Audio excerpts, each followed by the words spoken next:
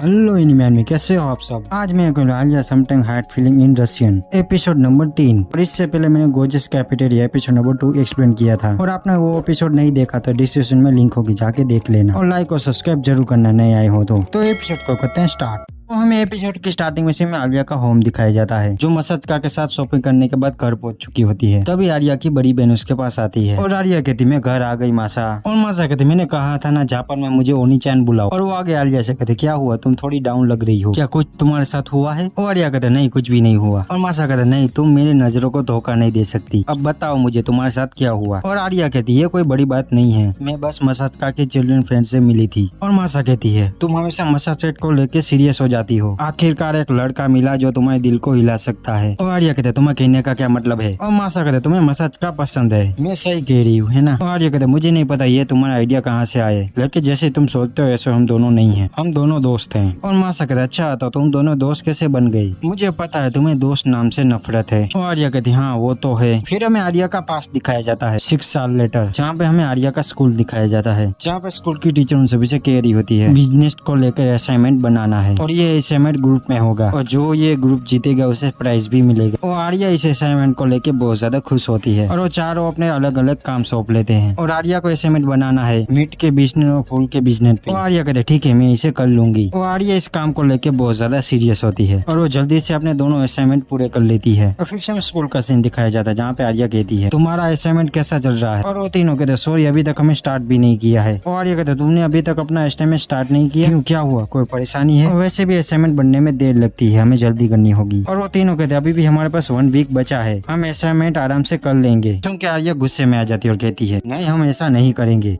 बच्चा कहता है ये काम तो आसान है, हम इस असाइनमेंट को आराम से भी कर सकते हैं। फिर हमें दिखाया जाता है आर्या ने अपना असाइनमेंट पूरा कर लिया होता है। और वो तीनों कहते तुम्हें इतना सब लिखने की क्या जरूरत थी। वो एक लड़के कहते आर्या क्या सच में हम सभी को इतना सब बताएंगे, हम ये सभी आराम से भी कर सकते हैं। और ये सुन के आर्या उन तीनों से कहती है तुम तीनों इसे सीरियस क्यों नहीं लेते हो। और आगे वो लड़का और आर्या दोनों ही लड़ने लगते हैं। और वो लड़का कहता है आर्या से अगर तुम ऐसा ही है तो तुम ये सब कुछ अकेले ही कर लो। फिर हमें आगे के सीन में दिखाया जाता है आर्या अकेले ही असाइनमेंट बना रही होती है। फिर हम नेक्स्ट सीन में दिखाया जाता है टीचर अनाउंस करने वाली होती है कौन सा ग्रुप जीता और ग्रुप बी विनर होता है। और हमें यहाँ पे दिखाया जाता है आर्या हार चुकी होती है और वो उदास होती है। फिर हम नेक्स्ट सीन में दिखाया जाता है आर्या अपने आप से कह रही होती है काश बाकी सब ने भी इसे सीरियस लिया होता। नहीं ये बात नहीं है, मैं गलत थी, मैं सबसे कुछ एक्सेप्ट कर रही थी, मुझे लगता है मेरे जितना कोई भी डेडिकेट नहीं है और अगर ऐसा है तो अब से मैं सब कुछ अकेले ही करूंगी। और यहाँ से ही आर्या का दोस्तों के नाम से चिढ़ है और शायद इसी वजह से आर्या के कोई ज्यादा दोस्त नहीं है। फिर हम नेक्स्ट सीन में दिखाया जाता है आर्या जापान में आ चुकी होती है और उसने नए स्कूल में एडमिशन भी ले लिया होता है और स्कूल के सभी बच्चे उसे घेर लेते हैं और बहुत सारे सवाल पूछने लगते हैं। तो हम सभी जाने के बाद आर्या देखती है कि एक बंदा इतनी शोर में भी सो रहा था। और आर्या उससे कहती है कि स्कूल बेल बज चुकी है। और वो लड़का होता है अपना मसाज का जो कहता है कि तुम तो नव ट्रांसपोर्ट स्टूडेंट हो ना। और आर्या अपना इंट्रोडक्शन देती है और मसाज का अपनी स्टाइल में अपना इंट्रोडक्शन देता है। और उसके बाद वो अपने दोस्त से बात करने लगता है और वो कहता है हिरागी मुझे नहीं पता तुम भी इस क्लास में हो। और वो कहता हाँ मैं भी और ताकेशी भी यहाँ पे है। और वो आर्या को छोड़ के अपने दोस्त से ही बात करने लगता है। फिर हम नेक्स्ट सीन में दिखाया जाता है आर्या उसे देखे जा रही थी किस तरह का बंदा है, कभी मसाज का अपनी नोटबुक भूल जाता है और वो फिटनेस में भी अच्छा नहीं होता। और आर्या उसे देखे जा रही होती है, नोटिस किए जा रही होती है। फिर हमें आगे के सीन में दिखाया जाता है मसाज का भी सो रहा होता है और आर्या अपने मन में कह रही होती है लगता है इस जैसे बंदे हर जगह पे होते हैं जो अपने काम को बिल्कुल भी सीरियस नहीं लेते। फिर हमें नेक्स्ट सीन में स्कूल फेस्टिवल को दिखाया जाता है और कोनी और बाकी सब डिसाइड कर रहे हो कि हम इस फेस्टिवल में करे क्या। और हिरारी कहता है क्यों ना हम हॉरर कॉस्ट्यूम पर फेस्टिवल करे। फिर हमें दिखाया जाता है सभी लोग उनकी तैयारी करने लगते हैं क्योंकि सभी स्टूडेंट कह रहे होते हैं क्या हम ये कर पाएंगे। और आर्या अकेले ही अपना काम कर रही होती है। फिर हमें सांझ का समय दिखाया जाता है जहाँ पे कुछ लड़की आर्या से कहती है क्या तुम अभी भी घर नहीं जा रही हो। और अगर नहीं मैं यहाँ पे ये काम करूंगी। और वो दोनों लड़की जाने लगती है और कहती है हम क्या ये कर पाएंगे। और लड़की कहती कौन जानी ये फर्स्ट फेस्टिवल है स्कूल का और वैसे भी इसमें इतना कोई टेंशन लेने की जरूरत नहीं। और ये बात सुन के आर्या कहती ये फिर से हो रहा है। और वो कहती मैं बस अपना बेस्ट देना चाहती हूँ और बस हार नहीं मानना चाहती, अगर ये मुझे अकेले भी करना है तो ठीक है जो भी हो। और तभी वहाँ पे कोई आता है और वो होता मसाज का जो कहता सोचा ही था तुम भी यहाँ पे होगी। और आर्या कहती तुम यहाँ पे क्या कर रहे हो। और मसाज का कहता बस कुछ काम थे, अभी तुम्हें घर जाना चाहिए, हम सब ये कल मिलकर सब संभाल सकते हैं। और आर्या कहती तुम मेरी चिंता मत करो, मैं ये काम खत्म करके घर जाऊंगी। और मसाज का कहता हैंडी क्लब मान गया है हमारी कॉस्ट्यूम में हेल्प करने के लिए और ये देखो स्कूल में रात भर रुकने की परमिशन भी मिल गई और ऐसे फेस्टिवल इवेंट नो मोटिवेटेड लोगों को भी इंस्पायर करेगा। और आर्या कहती ये तुमने कैसे किया। और मसाज का कहता स्टूडेंट काउंसिल प्रेसिडेंट ने थोड़ा हेल्प किया और मैंने हैंडी क्लब से कहा कि हमारे लड़के उनके काम में हेल्प करेंगे। अगर हमने ऐसे चांस दिखाए लड़कों को लड़कियों को इम्प्रेस करने के तो सब लड़के खुशी से मान जाएंगे। अगर ये बात है तो तुम्हें सच में छोड़ देना चाहिए। अकेला ग्रेड करने का कोई फायदा नहीं। और आर्या कहती क्या मतलब कोई फायदा नहीं? मैं ये चाहती हूँ कि ये अच्छा एक्टर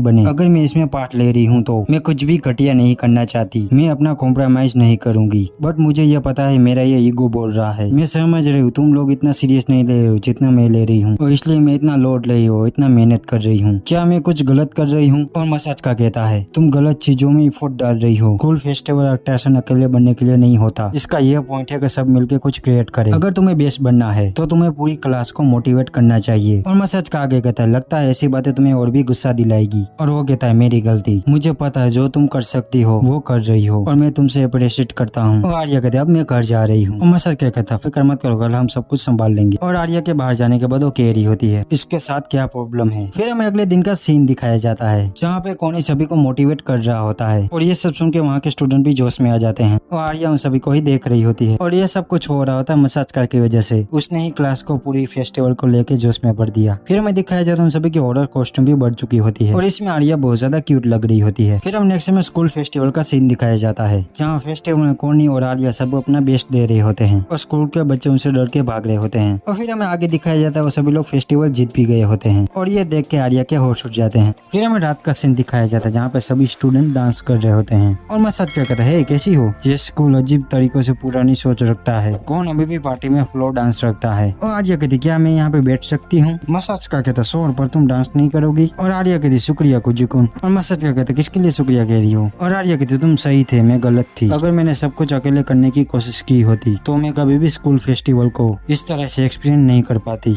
मुझे माफ कर दो दूसरे दिन तुम्हें लॉस आउट करने के लिए। और मसाज क्या कहता है इसे सीरियस मत लो, मैंने बस कुछ पेपर वर्क किया था। फेस्टिवल में असली काम तो टाकेशी और बाकी सब ने किया है। आर्या कहती लेकिन मुझे ये परेशान करता है और मैं उसके लिए तुमसे माफी मांगना चाहती हूँ और इसलिए मैं तुम्हें सही से शुक्रिया अदा कहना चाहती हूँ। क्या तुम्हें कुछ चाहिए? और मसाज क्या कहता है तो तुम मुझे कोई प्रेजेंट देना चाहती हो? और आर्या कहते तुम इसे मना नहीं कर सकते। और मसाज क्या कहता है रुको मुझे कुछ याद आया, क्या रशिया में किसी के निकनेम नहीं होते? जैसे तुम्हारा नाम आयशा है तो तुम्हारा निकनेम। और वो कहते आर्या मेरे परिवार के लोग मुझे यही बुलाते हैं तो क्या तो तुम्हें मुझे आर्या बुलाने की परमिशन दोगी? और आर्या कहता है तुम्हें इसमें क्या मिलेगा? और मसाज क्या कहता है तुम क्लास की आइडियल हो, सबके दिल की प्रिंसेस और मुझे ये गर्व मिलेगा कि क्लास में मैं एक अकेला लड़का हूँ जो तुम्हें आर्या बुलाता है। और आर्या कहता है तुम ठीक हो दिमाग से? और तभी वहाँ पे 2-3 बंदे आते हैं जो आर्या से कहते हैं क्या हमारे साथ डांस करोगी? और मसाज का उन सभी की बातें सुन रहा होता है और आर्या कहते हैं नहीं मुझे डांस नहीं करना। मगर वो तीनों बंदे आर्या की बात ही नहीं सुन रहे होते। लेकिन तभी मसाज का आर्या का हाथ पकड़ लेता और कहता है चलो डांस करते हैं मजा आएगा, चलो चले जल्दी चलो आर्या। और आर्या मन में कह रहे थे मुझे लग रहा है मेरा दिल फटने वाला है। फिर हमें अगले दिन का सीन दिखाया जाता है जहाँ पे अभी भी मसाज का क्लास में सो रहा होता है और उससे सोते हुए आर्या देख रही होती है। और मसाज का उठता हो कहता है गुड मॉर्निंग आर्या। और आर्या कहती बेवकूफ। और बाद में वो रेस्टोरेंट में कहती है तुम कल रात को बहुत कूल लग रहे थे। फिर हम नेक्स्ट में देखा जाता है आर्या ये पूरी स्टोरी मासा को सुना रही होती है और मासा कहती है तुम्हारे दोनों की कमाल की लव स्टोरी थी। और आर्या कहती है ऐसा नहीं है, क्या तुमने मुझे सुना भी? मासा कहती पर ये लव स्टोरी जैसा ही था। और आर्या कहती मैंने कहा था ना हम दोनों दोस्त थे। और मासा कहती लेकिन दोस्त ही लवर बन जाते हैं, साको और मैं भी पहले ऐसे ही थे। और गाइस ये छोटा बच्चा आपको किसकी तरह लग रहा है? कुछ बंदे तो समझ गए होंगे लेकिन मैं इसे लास्ट में भी समझा दूंगा। और आर्या फिर से अपनी बातें करने लगती है मगर मासा तो अपनी ही बातों पे लगी रहती है और अब वो अपनी प्रेम कहानी सुनाने लगती है। और आर्या कहती है अपनी लव लाइफ की बातें यहाँ पे मत करो। फिर हम नेक्स्ट में स्कूल का सीन दिखाया जाता है जहाँ पे मसाज का आर्या की बहन के पास गया होता है और मासा कहती तो तुम हो कोजी कुन और मैं हूँ मारिया कोजू और मैं आर्या चान की हूँ बड़ी बहन और स्टूडेंट काउंसिल सेक्रेटरी।